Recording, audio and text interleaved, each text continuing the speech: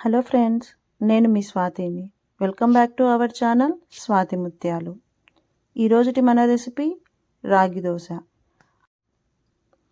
రక్తహీనత తగ్గించడంలో, బరువు తగ్గించడంలో, అలాగే డయాబెటిక్ వాళ్లకు ఎంతో ఉపయోగపడే ఈ రాగి దోశతో మనము ఎన్నో ఆరోగ్య ప్రయోజనాలను పొందవచ్చు. ముందుగా ఒక బౌల్లోకి 2 కప్పుల రాగులను తీసుకోవాలి.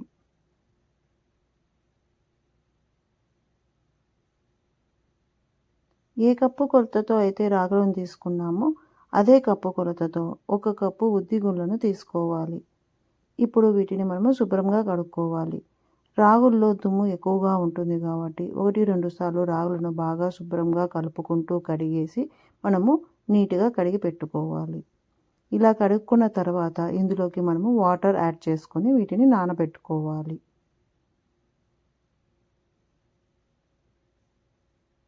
తర్వాత ఇందులోకి 1/2 టేబుల్ స్పూన్ మెంతులను, అలాగే 1/2 టేబుల్ స్పూన్ పచ్చిశనగపప్పును యాడ్ చేసుకొని వీటిని 6 లేదా 7 గంటలు నాననివ్వాలి. 7 గంటల తర్వాత రాగులను మిక్సీ కొట్టడానికి 10 నిమిషాల ముందు 1 కప్పు అటుకులను తీసుకొని వాటిని శుభ్రంగా కడిగి వాటిని మనము 10 నిమిషాలు నానబెట్టుకోవాలి.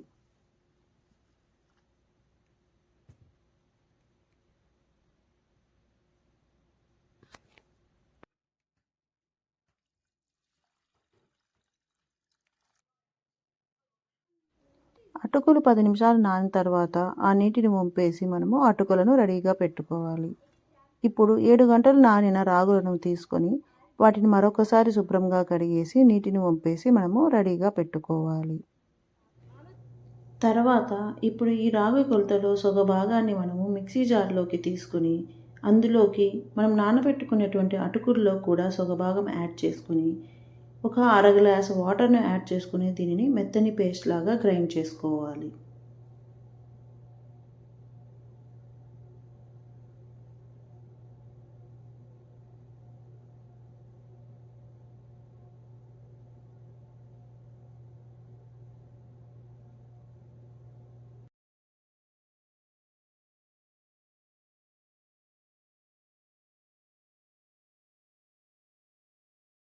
ఇప్పుడు ఈ మిశ్రమాన్ని ఒక బౌల్లోకి ట్రాన్స్ఫర్ చేసుకోవాలి. అలాగే మిగిలిన భాగమైన రాగులను అటుకులను యాడ్ చేసి దాన్ని కూడా మెత్తగా గ్రైండ్ చేసుకొని అది కూడా ఈ బౌల్లోకి ట్రాన్స్ఫర్ చేసుకోవాలి.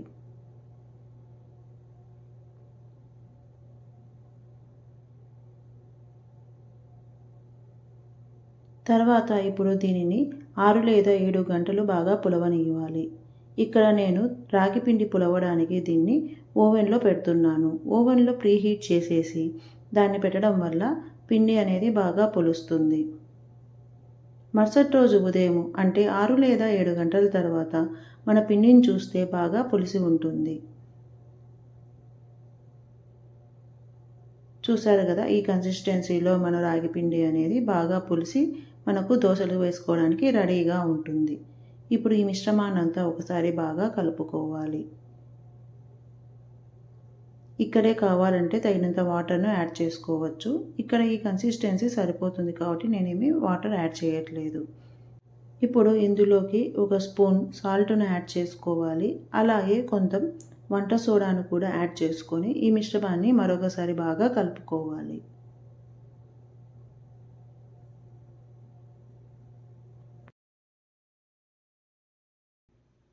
ఇప్పుడు ఈ పిండిని కలుపుకున్న తర్వాత స్టవ్ మీద ప్యాన్ను హీట్ చేసుకొని ప్యాన్ హీట్ అయిన తర్వాత దానిపైకి నీళ్లను చిలకరించుకొని మనం దోశ బ్యాటర్ను యాడ్ చేసుకోవాలి. తర్వాత ఈ దోశ బ్యాటర్తో దోశలాగా స్ప్రెడ్ చేసుకుంటూ దోశను వేసుకోవాలి. రాగిపిండి దోశ అనేది ఉడకడానికి కొంచెం టైం పడుతుంది కాబట్టి దీన్ని మీడియం ఫ్లేమ్లో పెట్టుకొని మనము దోశను కుక్ చేసుకోవాలి. దోశ బ్యాటర్ వేసిన తర్వాత దీనిపైకి ఆయిల్ లేదా నెయ్యితో కొంచెము స్ప్రెడ్ చేసుకోవాలి. దోశ ఒకవైపు బాగా కాలిన తర్వాత మనము దాన్ని రెండో వైపుకు టర్న్ చేసుకోవాలి. ఇక్కడ రాగి దోశ అనేది కొంచెం బాగా కాలాలి. అప్పుడు దాని టేస్ట్ అనేది చాలా బాగుంటుంది. మనం సరిగా కాల్చకపోతే దోశ అనేది పచ్చి పచ్చిగా ఉండి మనకు తినాలనిపించదు. దోశను బాగా ఫ్రై చేసుకొని రెండు వైపులా దాన్ని టర్న్ చేసుకొని మనము సర్వ్ చేసుకోవచ్చు. చూసారు కదా ఎంతో క్రిస్పీగా మన దోశ అనేది రెడీ అయిపోయింది. ఇలా దోశను నార్మల్ ప్లెయిన్ దోశలాగైనా వేసుకోవచ్చు. అలాగే దీంతో ఎగ్ దోశను కూడా చేసుకోవచ్చు. నెక్స్ట్ ఎగ్ దోశ కోసం మనము పాన్ పైకి నీటిని చల్లి తర్వాత దోశ బ్యాటర్ని యాడ్ చేసుకొని దోశలాగా స్ప్రెడ్ చేసుకోవాలి.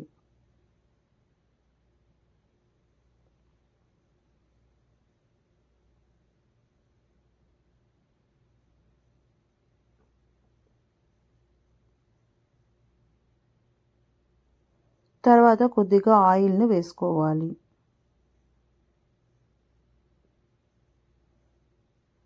దోశ ఒక 1 మినిట్ బాగా కాలిన తర్వాత ఇప్పుడు దీనిపైకి మనము ఎగ్ బీట్ చేసుకోవాలి.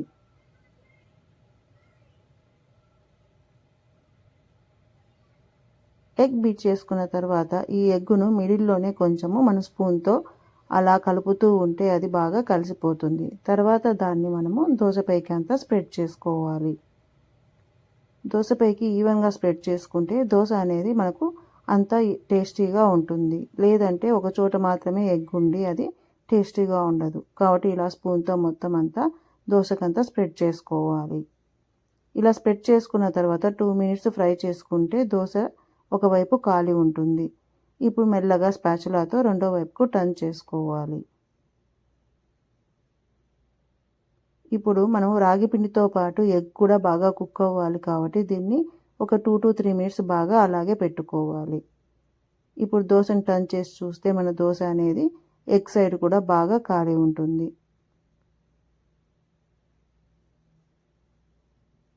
ఇప్పుడు దోశను తీసేసి మనం సర్వ్ చేసుకోవచ్చు. ఎంతో క్రిస్పీగా హెల్తీగా రాగి దోశలను ఇలా సమ్మర్లో కానీ లేదంటే పిల్లలకు ఆరోగ్యం కోసం మనము ఏదో ఒక రూపంలో వీటిని ఇంక్లూడ్ చేసుకుంటూ తినిపించడం చాలా మంచిది. ఇప్పుడు ఈ దోశల్లోకి నేను సొరకాయ చట్నీని యాడ్ చేశాను. ఎన్నో ఆరోగ్య ప్రయోజనాలున్న మన టేస్టీ అండ్ హెల్తీ రాగి దోశ రెడీ. దీనిని మీరు కూడా ట్రై చేసి టేస్ట్ ఎలా ఉందో నాకు కామెంట్ రూపంలో తెలియజేయడం మర్చిపోవద్దు. మరిన్ని ఇలాంటి హెల్తీ రెసిపీస్ కోసం మా ఛానల్ను సబ్స్క్రైబ్ చేసుకోండి. Thanks for watching.